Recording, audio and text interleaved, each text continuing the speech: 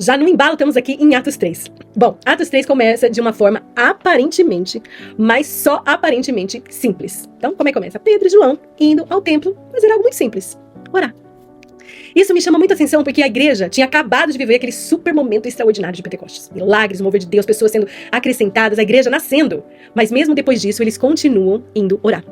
Porque homens, no sentido de humanidade, homens e mulheres que são cheios do Espírito Santo, não abandonam a presença de Deus depois de viver algo poderoso. E depois outra coisa. Aquele foi algo maravilhoso, mas foi ontem. Foi no passado. Não ontem, literalmente, só no sentido assim de passado. Eles precisam continuar, e nós precisamos continuar, dependendo de Jesus, e nós precisamos do nosso maná diariamente. A gente não pode ficar vivendo daquilo que aconteceu ontem, anteontem, meu milagre do ano passado, de 10 anos atrás. É dia após dia algo novo, é uma caminhada. Então lá vai Pedro e João, simplesmente indo orar. E aqui esse texto, na verdade, ele muda o foco para um homem paralítico, desde o nascimento. Todos os dias era colocado na porta do templo. E ali na porta do templo, ele ficava para pedir esmolas, e olha que contraste aqui super forte. Ele estava ali todos os dias, na porta, mas provavelmente ele nunca tinha realmente entrado no templo. Tão perto do lugar de adoração, mas preso numa vida de limitação. Eu vou até repetir, porque isso falou muito comigo. Talvez eu falar com você também.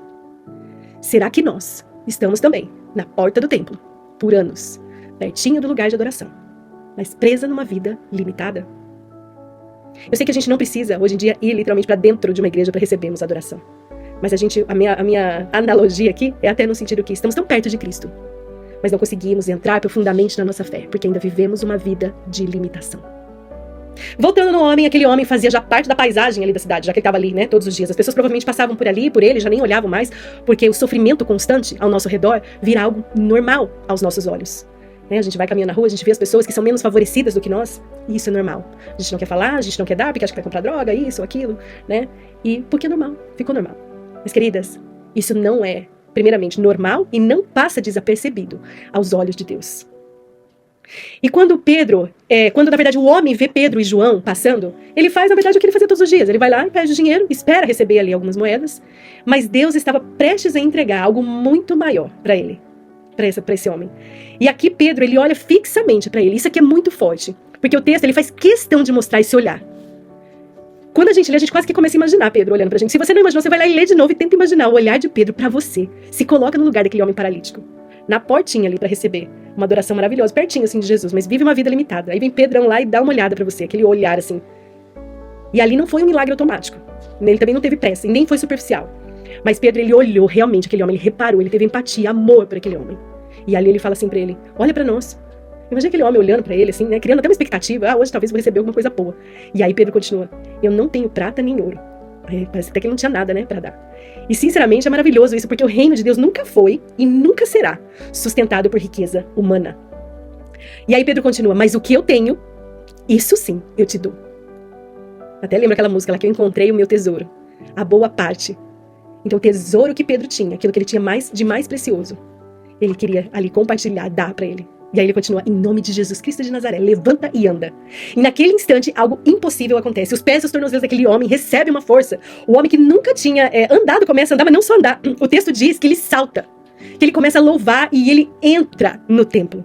Porque quando Jesus transforma alguém, vocês já sabem, né? Ele não faz pela metade. E pensa nisso, o homem passou ali anos naquela porta. Mas um encontro com Jesus muda em segundos. Algo que parecia permanente é mudado ali instantaneamente. Isso não significa, tá? Presta bem atenção, que Deus ele sempre vai fazer desse jeito, instantaneamente, em toda situação. Porque cada caso é um caso. Mas aqui mostra que nenhum estado é impossível para Deus. E ali quando ele entra, eu acredito que todo mundo, né, reconhecia aquele homem, porque era impossível negar o que tinha acontecido. Eles sabiam quem que ele era, onde que ele ficava, a sua condição. E agora esse homem entra ali andando. Imagina que maravilhoso, né, isso. E o povo começa a correr, né, em direção a Pedro e a João, cheio ali de espanto, assim, sem entender. E Pedro aqui, ele poderia aproveitar aquele momento para receber, né, uma atençãozinha assim para ele. Mas ele imediatamente, ele tira o foco dele e devolve o foco a quem é de direito. Isso aqui eu achei muito legal, porque realmente eu não acho que a gente tem que ser assim invisível, mas nós precisamos entrar um balanço aonde que áreas da nossa vida a gente tira a atenção das pessoas para voltar para nós, em vez das pessoas olharem para nós e conseguirem reconhecer Jesus em nossas vidas. Eu não tô falando de, às vezes tem algumas pessoas, eu sei que existe, sempre vai existir, já existiu já desde o Antigo Testamento, então não vai ser novidade, vai existir para sempre. Aqueles que têm cara de santo não tem nada. Mas eu vou falar uma coisa para vocês, nós não temos nada a ver com isso. O foco aqui, Jesus e o meu coração, e o seu coração. Eu gostaria que você perguntasse ao Espírito Santo. E você perguntasse assim pra ele: quais áreas na minha vida as pessoas olham pra mim e enxergam outra coisa que não é o teu Espírito em mim? Aonde eu tenho perdido o foco? E em que áreas eu tenho tirado o foco das pessoas? Porque às vezes, ao invés da gente estar compartilhando Jesus, entregando Jesus, nosso tesouro, pra quem precisa, às vezes a gente entrega outras coisas. Eu não sei. Faz aí a sua oração. Eu já fiz a minha. Eu sei que é dolorido a gente ouvir algumas coisas do Espírito, mas lembra que a gente tem que viver na contramão? É isso que é viver na contramão. Tem algumas coisas que são meio doídas, que estão ali, parece que grudado na carne, a gente tem que arrancar fora o negócio. Mas o foco é Jesus. O foco é o Espírito Santo nas nossas vidas. E não é o outro. Se o outro tá enganando, tá fingindo, isso é problema do outro. A gente foca aqui no nosso relacionamento entre eu e Deus, e entre você e Deus. Bom, continuando no texto, ele diz assim, basicamente, né, quando ele não quer, então, aquela atenção, aquele foco das pessoas para ele. Porque vocês estão olhando para nós, como se isso tivesse acontecido pelo nosso próprio poder? Isso revela algo muito importante sobre quem realmente anda com Deus. Pessoas cheias do Espírito Santo não tentam roubar a glória de Deus para si. E Pedro, então, começa a anunciar a Jesus de novo, porque em Atos o milagre nunca é o centro. O centro sempre vai ser Jesus. Vocês já viram, às vezes, algumas pessoas... Eu vou falar de mim, tá? Meu filho é um milagre. E muitas vezes eu contei o milagre do meu filho, fazendo meu filho o centro do milagre. Até que eu aprendi a contar esse testemunho direito, porque não era às vezes que eu não queria que Jesus fosse o centro. É que a gente às vezes não sabe, a gente não tem discernimento, não tem conhecimento. Ou às vezes a gente também tem outras coisas ruins no coração também. Mas aí a gente tem que contar o testemunho da nossa vida apontando para Jesus. E se o Espírito Santo vai nos revelando, outras coisas às vezes as pessoas vão apontando pra gente. Mas não sei o que dói mais, quando alguém aponta ou quando o Espírito Santo aponta. Mas o importante é a gente seguir no caminho com o coração humilde para transformação. Que Jesus é o centro, o milagre não é o centro, a história não é o centro, eu não sou o centro, eu não sou o foco, é Jesus. Se é uma coisa que eu falo, se alguém vem falar alguma coisa boa de mim, eu falo, olha, tudo de bom que eu tenho é Deus, tudo que eu tenho de ruim é eu mesma. E aí então, ele aponta o milagre para Jesus. E isso é um ensinamento, a gente tem que até anotar, né? Tantas coisas que a gente vai aprender aqui em Atos pra gente não esquecer. Apontar sempre a Jesus. Eu não quero ser o foco, Jesus é o foco. Não esquece de fazer oração lá, de pedir pro Espírito Santo te mostrar se você tá perdendo o foco. Pausa o vídeo e anota, senão depois a gente esquece. Você vai já no Instagram, vai não sei na coisa, vai cozinhar, já vai esquecer tudo. Tira um tempinho depois pra você estar orando e buscando o Senhor. Pra você ficar depois meditando nisso. Ou assiste de novo. Bom, mas enfim, aí Pedro vai falar algo muito direto. Ele lembra que aquele mesmo povo tinha rejeitado Jesus. Mas Deus o ressuscitou dentre os mortos. E os discípulos agora eram, então, testemunhas vivas disso, né? Então percebe como Atos, ele sempre vai voltar pra onde? Pra ressurreição. Isso é algo que a gente vai falar até mais pra frente aqui, a questão de evangelismo, como é que a gente vai falar de Jesus pras pessoas, tudo aqui a gente vai aprender, vai ser maravilhoso. Então ali, a igreja inteira, na verdade, nasce dessa verdade. Jesus está vivo, morreu e ressuscitou. E Pedro também fala sobre o arrependimento, mas ele não fala assim como uma maneira assim, condenando vazio, uma condenação vazia. Ele fala sobre tempos de refrigério vindos da presença do Senhor. Porque o pecado, ele não nos condena, no sentido, sabe, da gente ficar tipo, em depressão por causa do nosso pecado. Ele aponta para trazer transformação. É um processo que é dolorido. Não é, às vezes, muito fácil a gente se deparar com o nosso verdadeiro eu.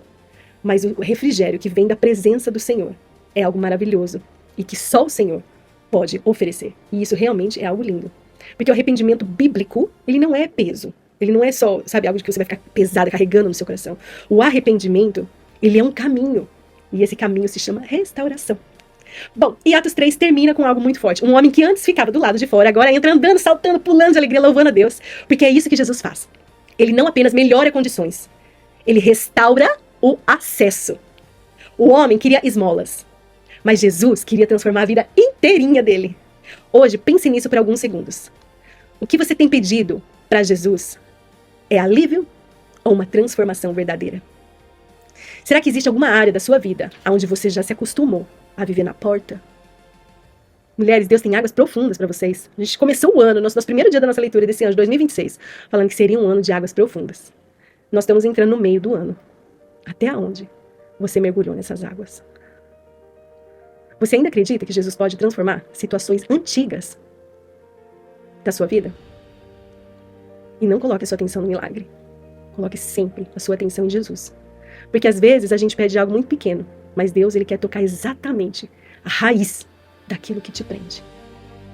Amém? Beijo, Deus abençoe. Logo, logo, capítulo 4.